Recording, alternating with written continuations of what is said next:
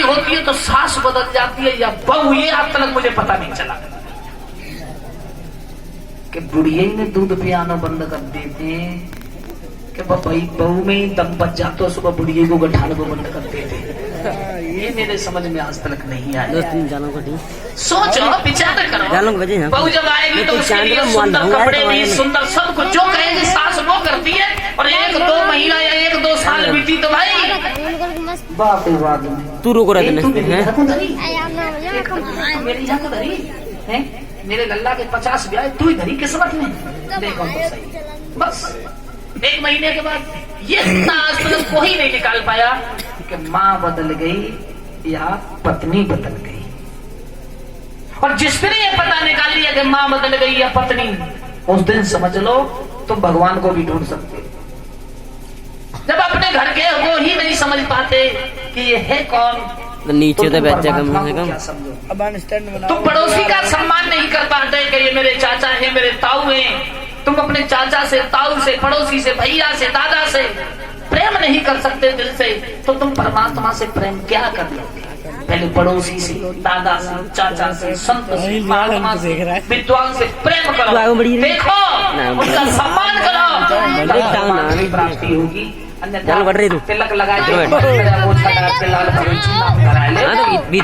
और रोज पड़ोसी की मेड़ काटो, रोज पड़ोसी को गाली दो, रोज पड़ोसी से कुश्ती करो, रोज बेईमानी करो, तो टांग नहीं निकल। भगत जी बने थे पीले गोछा से भगवान के दर्शन होने वाले। कर्म सुधरे हमारे, जब कर्म सुधर जाएंगे तो हमें परमात्मा भी मिल जाएगा। परीक्षित महाराज को समझ में आया। और जब कर्म नहीं सुधरे तो हम सुधरने वाले नहीं, हमें भगवान। समाज में ऐसा होता कि 20 आत्मा जो परमात्मा की, 20 आत्मा जो परमात्मा की है, समाज के लोग ये कहें भैया बहुत ही अच्छा इंसान है। जब तक 20-50 लोग तुम्हें अच्छा ना बताएं तब तक तुम्हें मुक्ति मिलने वाली नहीं। अरे रोज मंदिर में भजन करो, पड़ोसी को खींच काट लो, मोहल्ला सब गाड़ी जा रहा हो, देखो भगत जी बनो फिर रहो, तब हम देखो जाके आचरण देखो कैसे। लेकिन फिर भगवान मालिक प्रसन्न हो जाएंगे? नहीं होंगे भैया। मालिक प्रसन्न जब ही होगा, परमात्मा प्रसन्न जब ही होता, जब होता है जब हमको समाज अच्छा कहने लगे, जब हमारा घर हमको अच्छा कहने लगे, बेटा तो हमारा बहुत अच्छा है, हमारी बात मानता है, पिता आज्ञाकारी है, माँ आज्ञाकारी बेटा है, बेटी हमारी बहुत अच्छी है, माँ बाप की सेवा आज्ञाकारी है। जब तक हमारा घर हमसे संतुष्ट नहीं होगा, जब तक हमारा मोहल्ला हमसे संतुष्ट नहीं होगा, जब तक हमारा गांव, हमारे मित्र हमसे संतुष्ट नहीं होंगे कि मित्र हो तो ऐसा हो हमारे मित्र जैसा, तब तक तुम्हें परमात्मा की प्राप्ति होने वाली नहीं है। एक भगत जी नहीं तो 1000 भगत जी के नाम रखा है भैया। क्यों? वही दिन आ गया देवकी की सहेलियां रो रही है, बहन तुम जा रही हो, कामना हमारी तरफ से है तुम सदा सुखी रहना। बहना सास ससुर की सेवा करना, बहन सास ससुर की सेवा में कमी मत करना, बहना पति महाराज की भी आज्ञा का पालन करना। बहन जाओ, हम तुम्हें आशीर्वाद दे रहे हैं, तुम सदा सुखी रहो, सदा प्रसन्न रहो। सहेलियाओं ने ऐसा आशीर्वाद दिया है देवकी के लिए। बहन को रोते हुए देखा, कंस की आंखों से आंसू बहने लगे। शायद कोई ऐसा ही पत्थर दिल होगा जिस दिन बहन विदा हो भाई नहीं रो, आंखों से आंसू चल रहे हैं। कंस ने कहा सुंदर रथ तैयार करो, 100 रथ दान किए हैं जिनमें सोना चांदी लदा हुआ है। कंस के यहाँ 100 हाथी दान किए हैं जिन पर सोना चांदी लग दिया।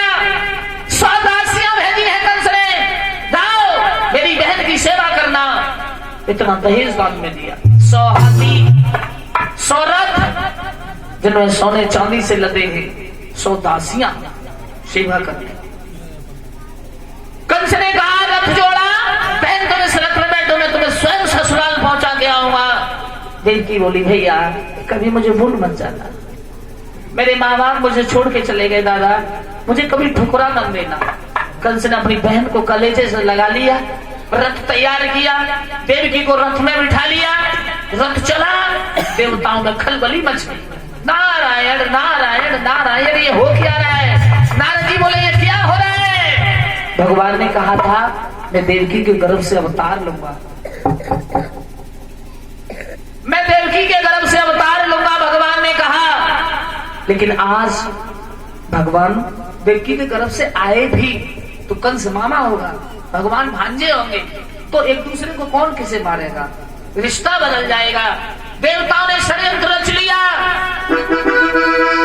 और जिस समय देवताओं ने षड्यंत्र रचा, अरे भैया एक ही जवाब देखा, और कंस तू इस बहन को ससुराल पहुंचाने जा रहा है, इसी का 8वां पुत्र तेरा काल होगा का।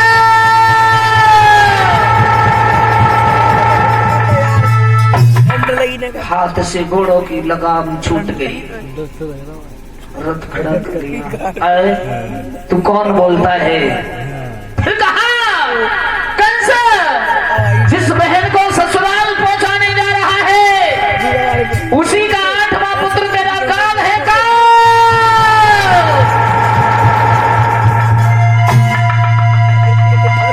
ऐसा दृश्य जब कंस ने सुना, तलवार को निकाला, केस पकड़ के रथ से नीचे डाल दिया। मैं तुझे जिंदा नहीं छोड़ूंगा, जिस वृक्ष पर जहरीले फल आए उसे जड़ में से काटने में फायदा है। देवकी बोली भैया मेरा क्या दोष है, भैया माफ कर दो ना, मेरा क्या दोष है। कंस कहने लगा ओ देवकी अब अपनी कलुही जुबान से भैया ना कर, मैंने तुझको हार समझा, अपना गला सजाने को तू काली नागिन बन बैठी मुझको खाने को कह दिया। देवकी अब अपनी जुबान से भैया ना कहो। उसी समय कंस ने बार बार कहा, बीच में वसुदेव खड़े हो गए, क्या कर रहे हो, ये क्या कर रहे हो? कि कंस इसको न मारे, तेरी महीना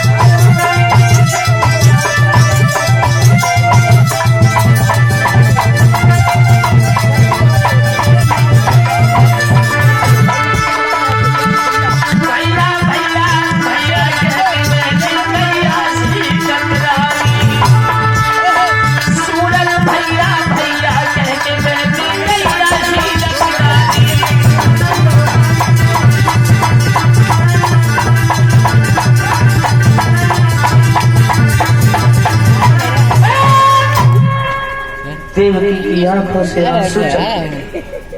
भैया मैंने क्या दोष किया तुम्हारा? भैया मेरा कोई दोष नहीं है। कंस बोला है मैं तुझे मारूंगा, छोड़ूंगा नहीं।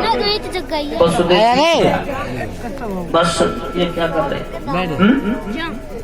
ये तुम्हारी गाय लगती है। और दूसरी बात, परेशानी तुम्हें ये सोचना चाहिए कि मर्द का फर्ज नहीं बनता अपराध उठाना। क्षत्रियापन नष्ट हो जाता है। कल से कहने लगे तुम कहना क्या चाहते? वसुदेव कहने लगे देवकी की होने वाली 8वीं संतान वही तो तुमको मारेगी।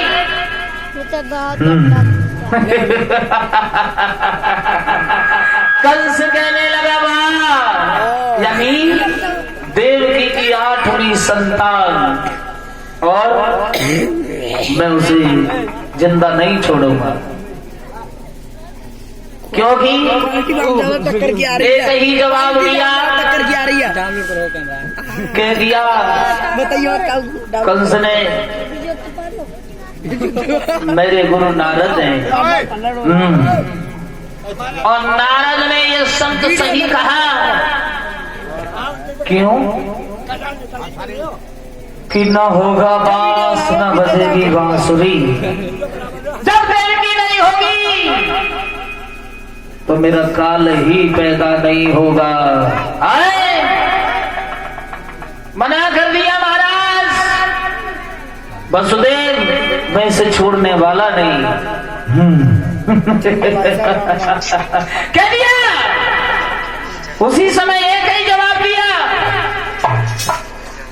रथ घोड़े वापस कर दिए। वसुदेव बोले कोई बात नहीं, 8वां पुत्र तुम्हारा काल है, मैं मानता हूँ। मैं वादा करता हूँ जो जो संतान पैदा होगी मैं तुम्हें दे दूंगा। मुझे नहीं चाहिए, पर देवकी को मत मारो। कंस ने रथ वापस कर दिया और रथ जैसे वापस किया मथुरा की ओर चले आए।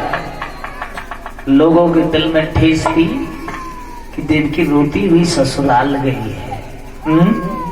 अरे भैया लोग मथुरा के कहने लगे ये क्या हो गया? ये हुआ है तो हुआ क्या? अरे ससुराल पहुंचाने गया था लेकिन लौट के आ गया। मंत्रियों से कहा मंत्रियों हाथों में हथकड़ियां पैरों में बेड़ियां डाल के जेल में डाल दो। क्यों? क्यों मैं मरना नहीं चाहता। अब संसार में मैं राज्य करूंगा, मेरे समान कोई राजा नहीं होगा। क्यों? मेरा जो काल होगा मैं अपने काल को ही खत्म कर दूंगा और जब मेरा काल ही नहीं होगा तो मैं अमर हो जाऊंगा। वाह। उसी समय देवकी को अंदर जेल में डाल